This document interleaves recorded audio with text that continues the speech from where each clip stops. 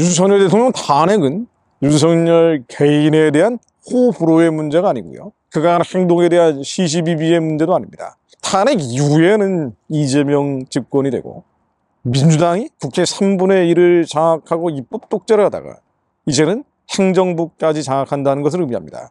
기존에 하려고 했는데 하지 못했던 것들을 밀어붙이겠죠. 혁명적인 상황이 벌어집니다. 문재인 정권 때 개헌을 하려고 했는데 개헌할 거예요. 그 개헌안 자유민주주의에서 자유된다 그랬잖아요. 시장경제, 사회적 경제로 집어넣겠다고 했습니다. 심지어 양성평등이 아니고 성평등 개념을 헌법에 넣겠다고 했어요. 성평등은 젠더 이퀄리티예요. 차별금지 법이 아니고 차별금지 헌법이 나오는 겁니다. 자, 그런데 이런 혁명적 변혁이 이루어지는데 기존에 원래 그 주장을 하던 사람들은 그렇다 치고 아니 어떻게 그리스도인들이 이렇게 많이 동조하고 있는지 답답한 노릇이죠. NCCK가 나섰는데 윤석열 빨리 탄핵하라고요. 뭐 NCCK는 원래 그런다 치고 10월 27일에 포괄적 차별금지법 맞겠다고 수백만 그리스도인들이 몰려나와서 안 된다고 하지 않았습니까? 아니 그런데 12.7대에 참가한 교회나 목사, 그리스도인들도 윤석열 탄핵을 주장하는 사람들이 꽤 많아요. 이걸 어떻게 이해해야 될지 잘 모르겠는데 광주 설화 지역도 마찬가지죠. 포괄적 차별금지법 맞겠다고 하는 교회, 목사, 그리스도인들이 많거든요. 그런데 정작 차별금지법에 대해서 가장 강력한 의지를 표명해온 민주당에 대한 압도적 지지가 있잖아요. 뭐 이렇게 얘기하면 저렇게 빠져나가고 이렇게 얘기하면 또 이렇게 빠져나가기 때문에 당론이 아니라 하더라도 민주당 의원들이 차별금지법 만들겠다고 계속 주장해온 거 아닙니까? 아니 그런데 탄핵을 하게 되면 더 심각한 상황이 벌어질 텐데 교회의 치명적 위해가 가해질 거예요.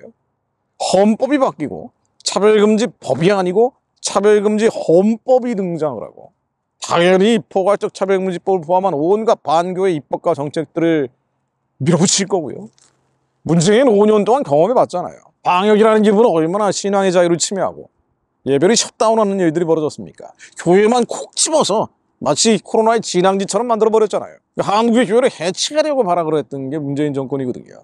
근데 그거보다 더한 게 이재명 정치 세력이에요. 전대협 한 청년 출신들이 이재명 주변에 포진을 하고 있습니다. 전대협 한 청년은 과거에 주사파들이 장악했던 조직 아닙니까? 그런데 그리스도인들이 무책임하게 윤석열 탄핵을 주장하고 있다. 윤석열이 싫고 그가 한 행동이 잘못됐다고 생각하는 것과 다른 문제예요. 탄핵은 넘치 말아야 될 선입니다. 그런데도 불구하고 어떻게 12.7 대회에 참가한 목사인데 탄핵을 주장을 한지. 그러니까 이거죠. 그들이 생각하는 나라, 민족은 취미 활동이에요. 진지함이 없는 거예요. 내 문제가 아니라는 거예요. 나는 관심 없다. 기본적으로는 I don't care예요. 내 문제가 아니고 나는 관심 없는 영역인데 야 이런 게 됐으면 좋겠다. 차별금지법이 안 만들어지고 한국이 거룩한 나라가 됐으면 좋겠다라는 희망사항은 있지만 그것보다 더 앞서는 것은 자신들의 선호도죠. 이념입니다. 이데올로기고 감정과 기분이에요. 억울함과 원통함, 그 아래 있는 더러운 찌꺼기들, 세상의 침전물들입니다. 타락한 마음들이죠. 부패한 자아입니다. 이게 하나님께서 원하시는 것보다 앞서가는 거예요.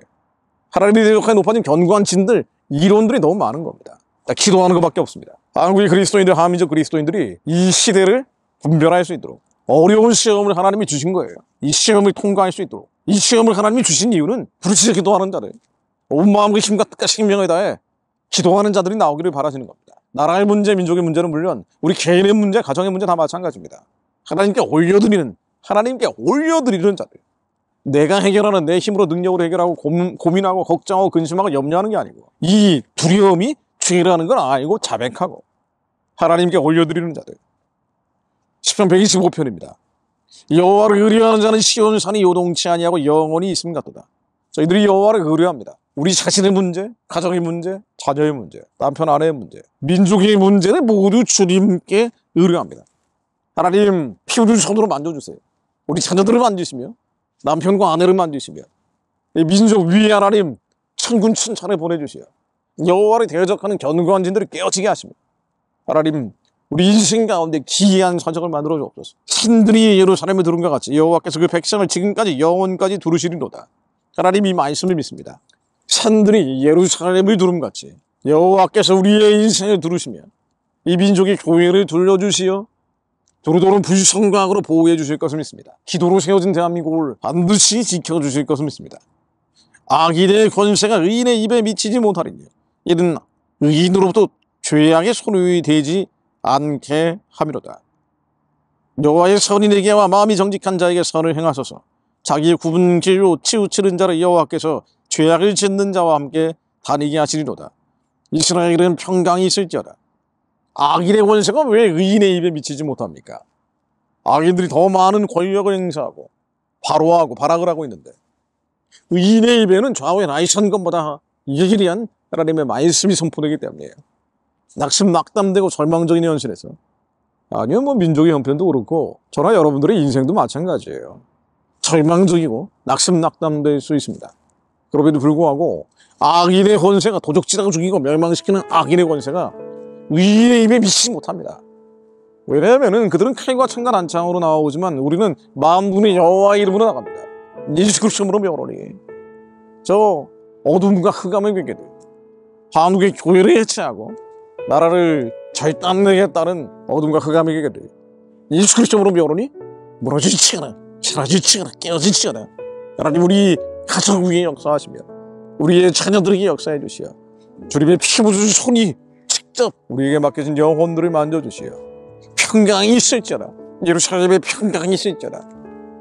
이 평강이 저희들 심령 가운데 충만해지게 하시며 가정 위에 가문 위에 이 민족 위에 평양을 지나 예루살렘까지 이 평강의 강물이 예수의 파도가 되어 흘러가게 하옵소서.